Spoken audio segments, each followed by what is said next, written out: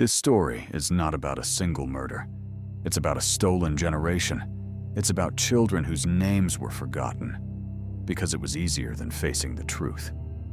It's about silence, shadows, and a place that tried to erase itself. This is the true story of the Wineville chicken coop murders and the children California tried to forget. March 10th, 1928. Wineville, California. A forgotten town on the edge of Los Angeles County. Dry winds, fading fences, rows of citrus trees wilting under the sun. On the outskirts sits a small ranch, surrounded by barbed wire, the stench of poultry thick in the air. To anyone passing by, it looked like a simple chicken farm. But beneath the coops, behind locked doors, a boy was screaming. That boy was Sanford Clark, just 13 years old, sent from Canada to live with his uncle and learn discipline. But what he experienced wasn't discipline, it was torture. The man responsible? Gordon Northcott, only 17 when the nightmare began. By the time the killing stopped in 1928, at least 20 boys had disappeared, lured, tortured, and buried beneath the dust of Wineville. And the town would be changed forever. Los Angeles in the 1920s was a city on fire with growth. Railroads, oil booms, and film studios brought in families, immigrants, and children. And then the children started disappearing. At first, no one noticed. Most were from poor neighborhoods. Some were orphans. Others were simply called runaways. One boy vanished from Pomona, 2 from Riverside, then another from San Bernardino.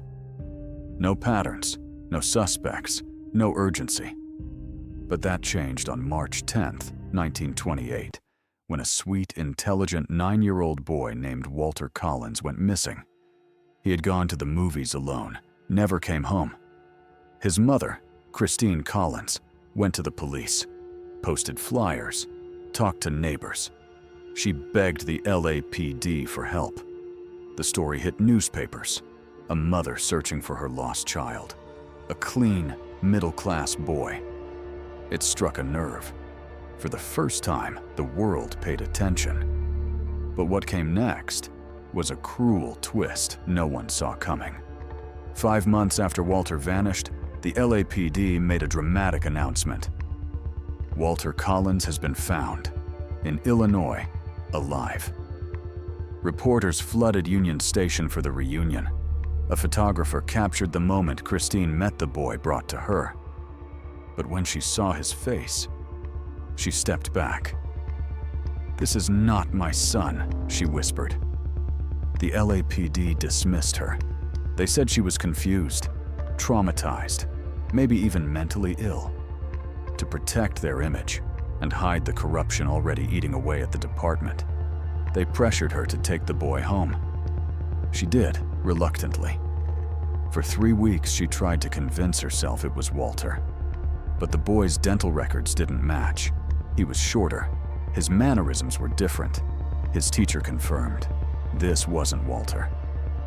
Christine returned to the police with proof, and instead of apologizing, they had her committed to a psychiatric ward under Code 12, a legal loophole that allowed women to be institutionalized without a hearing. The boy later admitted he was an imposter named Arthur Hutchins, a runaway looking for a trip to Hollywood. The LAPD had been duped, and to cover it up, they locked away a grieving mother. While Christine Collins was trapped inside a hospital, the real horror was unfolding in Wineville. On the Northcott Chicken Ranch, a frightened 13-year-old, Sanford Clark, was living a nightmare. He had been lured from Canada by his uncle, Gordon Northcott, promised fresh air, good food, and discipline. Instead, he was beaten, starved, threatened. Northcott would bring boys to the ranch, many homeless, others just alone, and rape, beat, and kill them. Sanford wasn't just forced to watch. Sometimes he was forced to help. One night, Sanford told his sister Jessie, who had come from Canada to check on him. She knew something was terribly wrong. Sanford was terrified. He looked sick, thin, pale. When Jessie returned to Canada, she reported what her brother had whispered to her, to the American consulate. That report launched an investigation. On August 31st, 1928, police raided the ranch. What they found would scar them forever. Inside the chicken coops were shallow graves, bloodied axes, small shoes, bones, pieces of boys lost to time. The youngest victim? Only 8 years old. Sanford Clark was rescued, taken into protective custody. His confession was detailed, graphic, brutal. He described how Gordon Northcott would lure boys from downtown Los Angeles with promises of food, shelter, or a job. Once on the farm, they were never seen again. Sanford believed at least 20 boys had died there, including Walter Collins. He remembered Walter's face, remembered the fear, the sound of his screams in the chicken coops. But authorities didn't want to hear it. If Walter was one of Northcott's victims, it would expose the LAPD's failure, their corruption, their abuse of Christine Collins. So they denied it. To this day, Walter Collins has never been officially declared dead. His body has never been recovered. His name was not included in Northcott's trial. Why? Because the other boys were poor, immigrant, forgotten. And the LAPD wanted the case to end, quietly. Gordon Northcott was arrested in British Columbia, Canada. During his interrogation, he confessed, then retracted, then confessed again. His story changed almost daily. He was cocky, cruel, manipulative. His own mother, Sarah Louise Northcott, confessed to killing one boy with an axe. She claimed it was to protect her son.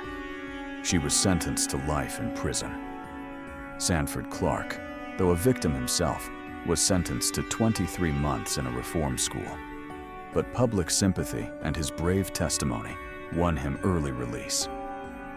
In 1929, Northcott stood trial for the murder of 3 boys: Louis Winslow, Nelson Winslow, an unidentified Mexican boy. Just 3. He was found guilty, sentenced to death. On October 2, 1930, at San Quentin Prison, Gordon Stewart Northcott was hanged. He was 23 years old. It took 13 minutes for his body to die. He never admitted how many boys he really killed. But this case was never just about Northcott.